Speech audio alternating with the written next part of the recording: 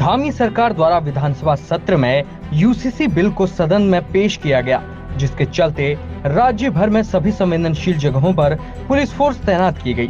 खबर के अनुसार हल्द्वानी में भी समुदाय विशेष वाले क्षेत्रों में भारी संख्या में पुलिस फोर्स तैनात की गई, ताकि किसी भी तरीके की अप्रिय घटना न होने पाए। आपको बता दें कि बनभूलपुरा से लेकर जवाहर नगर तक लगातार फोर्स का मूवमेंट हुआ।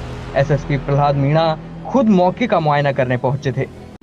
देखिए, विधानसभा सत्र के मद्देनज़र हमेशा सुरक्षा व्यवस्था बढ़ाई जाती है, तो उसी क्रम में हमने हल्द्वानी शहर में और नैनीताल जिले के सभी कस्बों में एक ड्यूटी प्लान तैयार किया था। उसी के क्रम में आज हमने फोर्स डिप्लॉय किया है और हमारे पुलिस फोर्स तैनात है।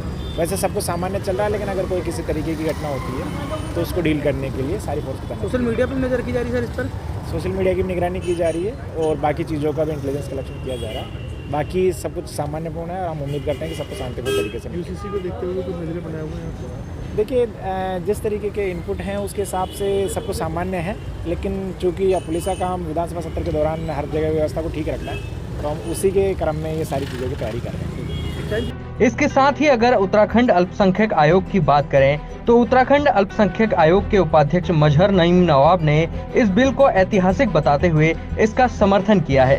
क्या कुछ बोले बिल के समर्थन में उत्तराखंड अल्पसंख्यक आयोग के उपाध्यक्ष, आप भी सुनिए। और इस सरकार के इस बिल का समर्थन करना चाहिए। जो महिलाओं को आज तक देश की आज़ादी के बाद सम्मान नहीं मिला, चाहे वो मुस्लिम महिलाएं हों, चाहे वो अन्य जाति की महिलाएं हों, उन महिलाओं को कुछ कानूनों के अंतर्गत उनका उत्पीड़न किया गया, उनकी हिंसा हुई, उनको लगातार अपमानित करने का प्रयास किया गया।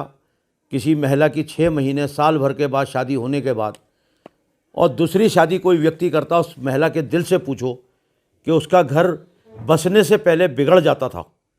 आज उस पर अगर विचार किया है देश के प्रधानमंत्री नरेंद्र मोदी जी ने और प्रदेश के मुख्यमंत्री पुष्कर सिंह धामी ने, एक नागरिकता एक समान कानून ला करके हम इसका तहे दिल से स्वागत करते हैं। ये प्रदेश के हित के लिए है। प्रदेश की महिलाओं को उनका सम्मान मिला है, उनकी अधिकार मिले हैं। इस कानून का समर्थन करना चाहिए, इसका विरोध नहीं करना चाहिए।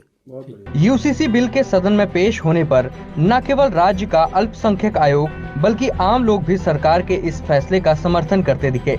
इस सिलसिले में जब एक स्थानीय मुस्लिम महिला से बात की गई तो उनके बयान में उम्मीद की एक झलक देखने को मिली। ताज़िया है, मैं माननीय पुष्कर धामी जी का तहे दिल से उनका धन्यवाद करती हूँ कि उन्होंने हम जैसी महिलाओं के लिए नया कानून लागू किया है।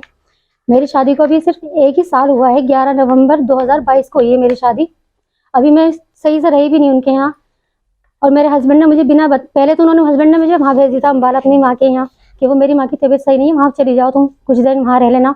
मैं चली गई, मुझे नहीं पता मेरे पीछे उन्होंने किसी लड़की को उनकी सेटिंग चली और फिर मैं वहाँ से 8 जनवरी को आई भी हूँ। तो फिर उन्होंने किसी लड़की से निकाह भी कर लिया 4 जनवरी को, 5 तारीख को उन्होंने निकाह करा 5 जनवरी को, और उन्होंने मुझे बताया भी नहीं कुछ भी, और यहाँ पर आके सीधे साधे रहते रहे और फिर यहाँ से ही चले गए 11 जनवरी को, और मुझे बताया नहीं। वहाँ से आके मुझे फ़ोन पे फ़ोन धमकी दे रहे हैं बहुत ही ज़्यादा कि मैं तुझे मार दूंगा, तुझे बर्बाद कर दूंगा, ऐसे करके। और दूसरी शादी कर ली इन्होंने, मुझे बताया तक नहीं है। अच्छा, अब मैं जेल में क्या करूँ? मेरे पास तो इस कानून से लगता है कि कुछ मुस्लिम जो महिलाएं हैं उनको फायदा होगा? जी हाँ, मिलना चाहिए ज़रूर। अब मुझे इंसाफ मिलना चाहिए कि मेरे साथ में ऐसा क्यों करा। मैं तो अपनी सीधी सादी जिंदगी जी रही थी, बिल्कुल कानून से फायदा हो, मुझे इस कानून से जरूर फायदा मिले कुछ ना कुछ। ठीक है।